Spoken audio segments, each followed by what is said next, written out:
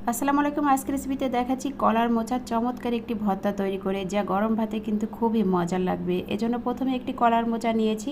কলার মোচাটা থেকে এই যে কলার ফুলটা আমি খুলে নিলাম। এখন আমি এই ফুলটা কেটে নিচ্ছি, ভিতরের এই শক্ত অংশটুকু ফেলে দিতে হবে। এভাবে একটু বড় করে কেটে নিয়ে এখানে কড়াইতে আমি পানি, লবণ আর হলুদ ভালো করে গরম করে নিয়েছি। এখন কলার মোচাটা আমি দিয়ে দিলাম, দিয়ে কিছুক্ষণ সেদ্ধ করে নিয়ে পানিটা ঝরিয়ে আমি ব্লেন্ডার করে নিব। এখানে প্যানে সরিষার তেল দিয়ে দিলাম 2 টেবিল চামচের মতন।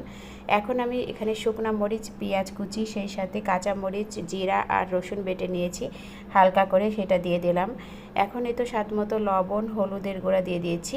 মশলাটা একটু ভাজা ভাজা হয়ে আসলে দিয়ে দিব এর ভিতরে আগে থেকে এই যে কলার মোচাটা আমি বেটে নিয়েছি।